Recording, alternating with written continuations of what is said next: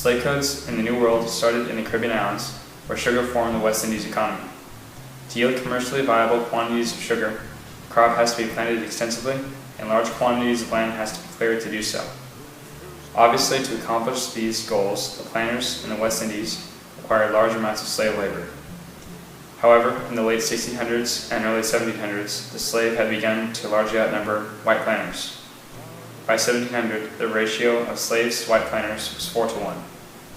So, to regulate this large population and prevent uprisings, the English authorities devised formal codes to determine a slave's legal status and the rights of a master. The most notorious of these codes, and the one that would serve as a model for future slavery in the mainland of North America, was the Barbados Slave Code of 1661. It denied even the most fundamental rights to slaves and gave the masters almost complete control over their laborers. Of these rights included the right to inflict overly vicious punishments for even slight infractions.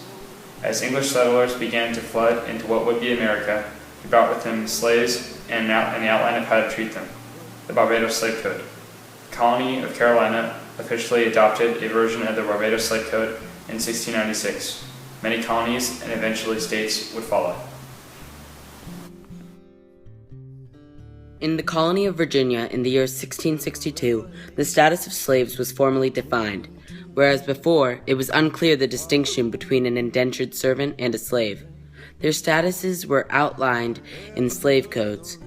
The earliest slave codes made blacks and their children the property for life of their white masters.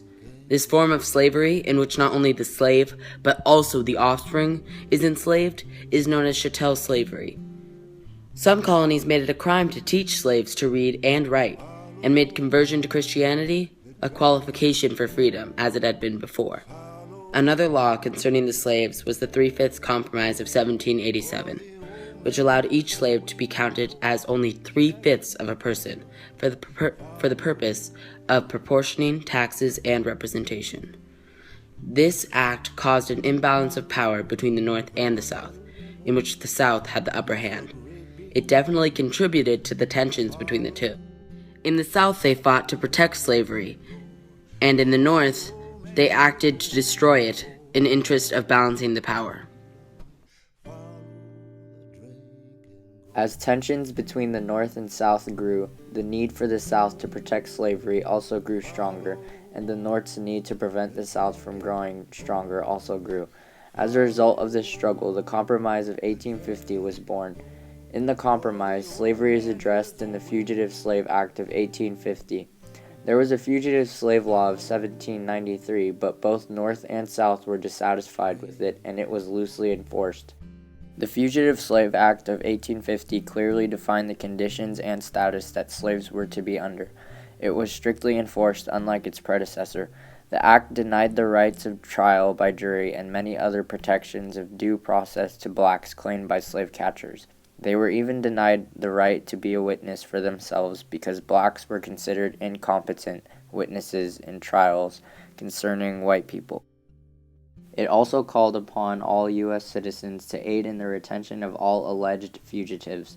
Congress remained divided on the Compromise of 1850, including the Fugitive Slave Act. The three main congressional members were Henry Clay, John C. Calhoun, and Daniel Webster. Henry Clay was in favor of compromise. Calhoun wished that the North would grant the South all of its wishes regarding slavery, and Daniel Webster opposed slavery but was for the compromise. The Fugitive Slave Act penalized those who interfered in the capture of alleged runaways $1,000, an enormous amount of money back then, and 6 months in jail, as well as possible treason charges. As for the fugitive, the law only says that he cannot be a witness and is denied trial by jury. This was just the basic law. Slaves were still viewed as property by their masters, meaning their masters could have done anything they wanted to do to them, including torture or beating to death.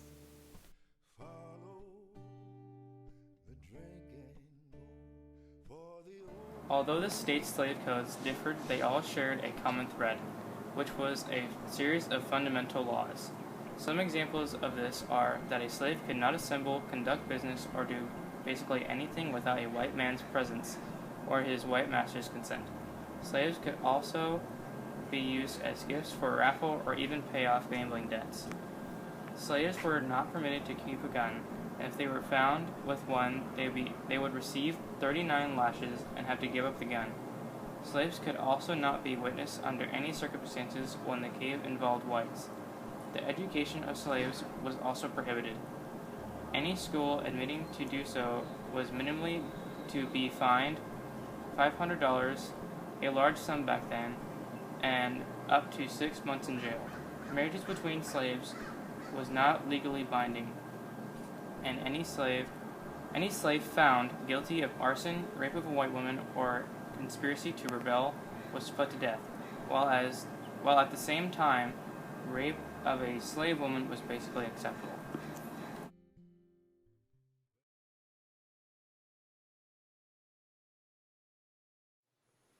Went down to the river Jordan, where John baptized 3. When I walked the devil in hell, says Johnny baptized me. I say, roll, Jordan, roll. Oh, now roll, Jordan, roll. My soul will rise ever, Lord, for the year, Jordan, roll.